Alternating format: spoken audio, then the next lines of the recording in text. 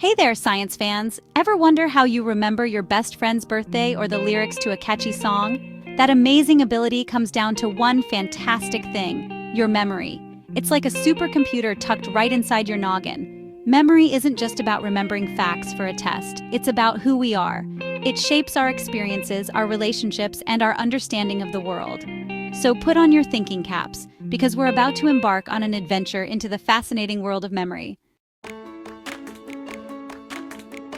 All right, let's get down to basics. Today, we're diving into the fascinating world of memory.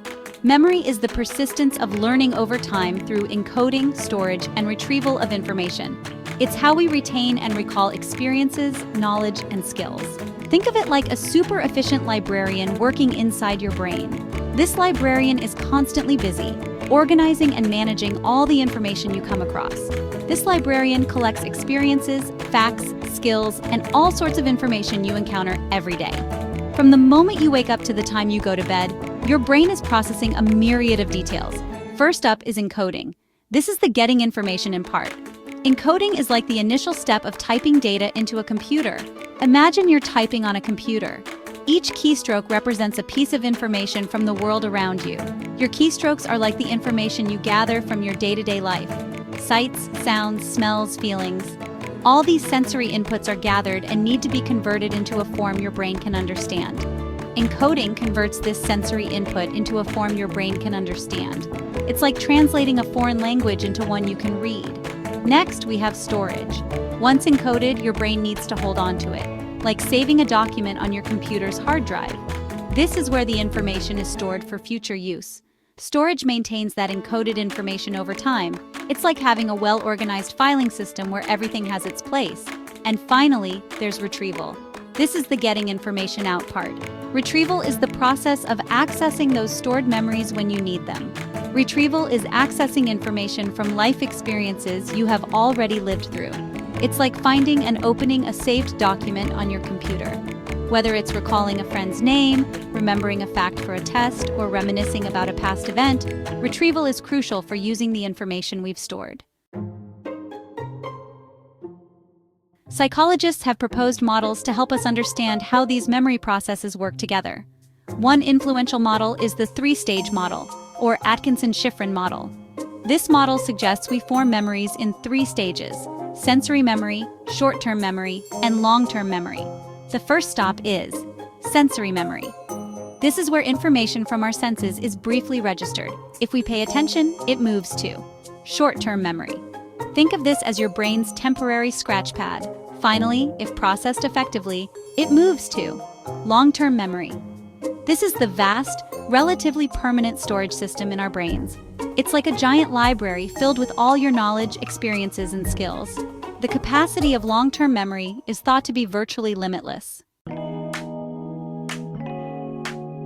Modern psychologists prefer the term over short-term memory.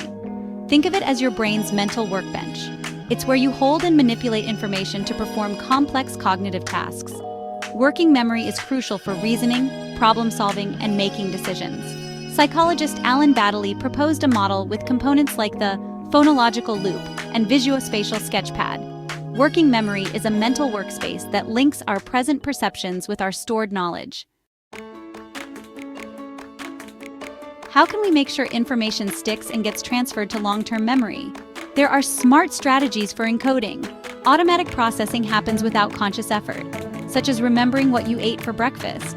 Then there's effortful processing, which requires attention and conscious effort. This is what you use when studying for an exam. To make memories stick, engage in mnemonics, which are memory tricks, or the spacing effect, which is the act of spreading information out. Remember, cramming equals brain lag, and processing that information may become challenging. Think about the meaning of the information, rather than just its appearance or sound. Making information personally relevant also helps.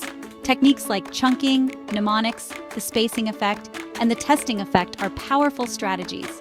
These methods build strong, lasting memories. How and where does the brain store memories? Memories are distributed across various interconnected brain regions that plays a crucial role in forming new explicit memories. Think of it as a save button before memories are consolidated and stored elsewhere. The cerebellum and basal ganglia is key for storing implicit memories, like skills. The cerebellum, basal ganglia, and frontal lobes also play a role in procedural memory. The amygdala processes and remembers emotionally charged events. Strong emotions can trigger stress hormones that influence memory formation. These flashbulb memories can be incredibly detailed and long-lasting. Our emotions and memories are deeply intertwined. Long-term memory is divided into two main types: explicit memory and implicit memory. Refers to memories we can consciously know and declare. These include facts and personal experiences, includes procedural memory for skills and classical conditioning associations. These memories influence our thoughts and behaviors without conscious awareness. These two systems can operate independently, showing different pathways for different kinds of learning. Our memory system is incredibly versatile and resilient.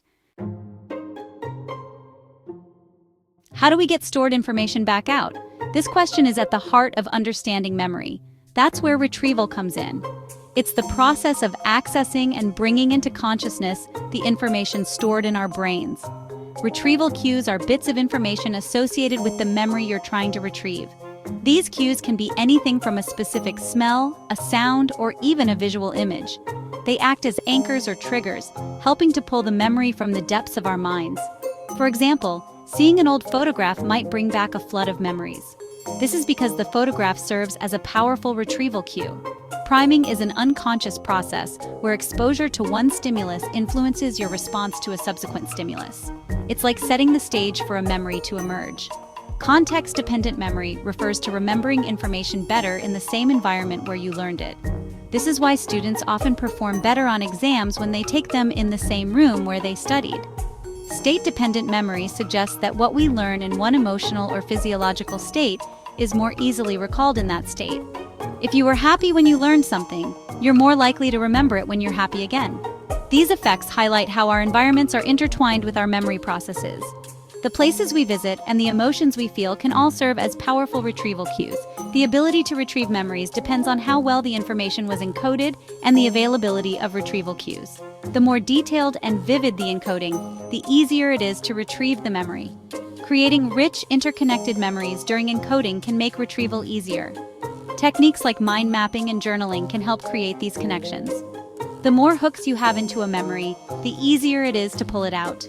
Simple reminders like sticky notes or tying a string around your finger can serve as effective retrieval cues. Despite our amazing memory systems, we all experience forgetting. It's a universal phenomenon that can be both frustrating and fascinating. Sometimes it's an encoding failure. The information never made it into long-term memory. This can happen when we're distracted or not paying enough attention. Other times, memories fade over time due to storage decay. Just like old photographs that lose their color, our memories can deteriorate if not revisited. Retrieval failure happens when the memory is stored but can't be accessed. It's like knowing you have a file in your computer, but not remembering the name of the folder it's in. Interference is a common cause of retrieval failure. When our brain is bombarded with too much information, it can struggle to keep things straight. Proactive interference is when old information gets in the way of new information. For example, if you've always used one password and then change it, you might keep typing the old one by mistake. Retroactive interference is when new information makes it hard to recall old information. This can happen when learning new material for a test makes it difficult to remember what you studied previously. Motivated forgetting is when we unconsciously push away unwanted memories. This can be a defense mechanism to protect ourselves from painful or traumatic experiences. Memory isn't just about forgetting. It can also play tricks on us. Sometimes we remember things that never actually happened, or recall events differently than they occurred. Our memories are often constructed and reconstructed each time we recall them. This means that our recollections can change over time, influenced by new information or our current emotions. The misinformation effect shows how misleading information can alter our memory of an event. Hearing a different version of a story can make us question our own memories. Source amnesia is when we remember information but forget where we learned it. This can lead to confusion about the reliability of the information. These constructive errors highlight that memory is a creative and sometimes fallible process. Our brains are constantly editing and updating our memories, which can lead to inaccuracies. Forgetting might be adaptive, helping us clear out unimportant information. By letting go of what's not needed, we make room for new and more relevant memories. Memory is a complex and dynamic process. It's not just about storing and retrieving information, but also about how we interpret and make sense of our experiences. Understanding memory processes gives us incredible power to improve our learning and memory abilities. Deep processing and making information meaningful leads to better recall. The spacing effect tells us that spreading out study sessions is more effective than cramming. Creating specific retrieval cues can help remember important information. Practical tips: rehearse repeatedly, make material personally relevant, activate retrieval cues, use mnemonic devices, minimize interference, get enough sleep, and test yourself frequently. The science of memory is an ongoing adventure. By understanding these core principles, you're already ahead of the game. Keep exploring, keep learning, and keep putting these memory strategies into practice. Think about how your own memory works. Now go out there and make some lasting memories. Don't forget to subscribe to ChapterCast for more insightful chapters. Comment down below to let us know which chapters you want to see next.